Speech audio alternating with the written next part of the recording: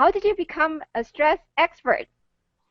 Well, I became a stress expert by going through medical school and internship and residency, where I learned all about how to have stress.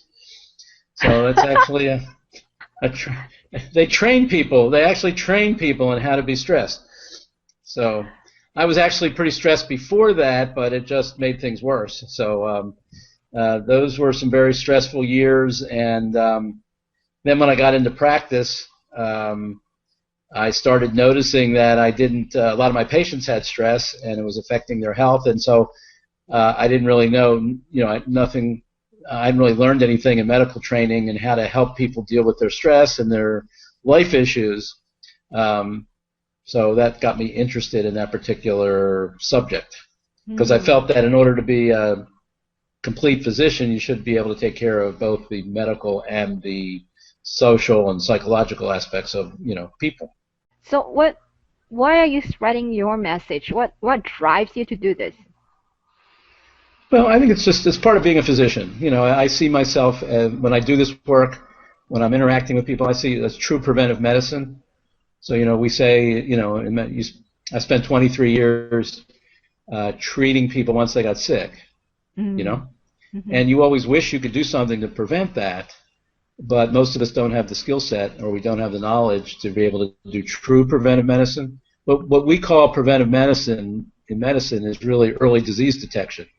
Oh. So you find somebody early on when they have signs of cancer, or you find them early on when they have signs of diabetes or hypertension, and then you try to prevent them from having worse complications.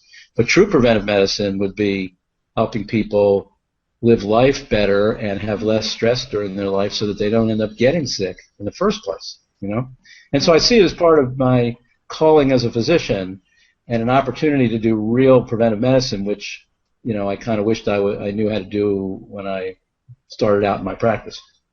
Yeah, well, I've been very fortunate. I've had an opportunity to work with or be mentored by a number of very cool people who did inspire me. One was a physician named E. Flazansky when I was going through medical school, who was one of our teachers, and he was a brilliant physician, but he was also a pioneer of the new field of psychosomatic medicine, which was just getting started. The whole mind-body connection was just being really recognized as a branch of medicine. And he was a board-certified internal medicine physician and also a board-certified psychiatrist. Mm-hmm. So he was able to go, in both domains in being a physician, and so he was much of my inspiration for wanting to delve into the psychological aspect of human beings and not just look at people purely from a medical context, which unfortunately you can fall into as a physician. We're kind of trained to do that. Mm-hmm. So that was one. There was another person who was was named Umberto Maturana, who was a biologist from Chile.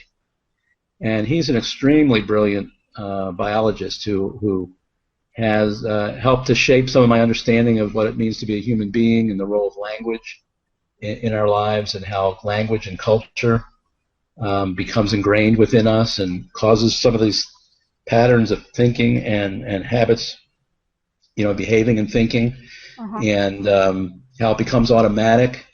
We don't even notice that we're doing it, and yet it's causing mischief and trouble in our lives sometimes.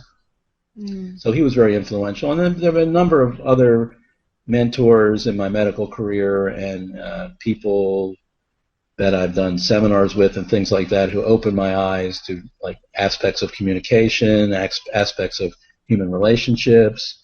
Once I sort of realized that most of what I was taught was incorrect, then I started searching around for, what's some of the good stuff? What's some of who are some of the people who have some of the really sound understandings of why we get into some of the common problems we get into, why we get into emotional difficulties, and why we have a hard time dealing with emotions, and who's got a handle on relationships, and who's got a handle on stress at work or stress in your professional life, And so I was fortunate, like I said, to have run into some folks who opened my eyes to a lot of very deep insights around these things that I was never taught in my training, and really didn't find in a lot of places. But when you find that kind of stuff, it's like gold, and you start to be able to soak it up and use it see that it turns things around in your life, and then you go, share those principles with the people you're working with and pass them on to them. So I did a lot of seminars and workshops as I learned things. I put them in the seminars and workshops. And then you do a seminar and workshop with 100 people, spend a couple days with them. You get to learn a lot from them as they're sharing their difficulties, and we're working through them together. So you just keeps expanding your wisdom, your knowledge, your understanding of human problems and human life just gets broader and broader as you go along. And then you have more to share with people. So.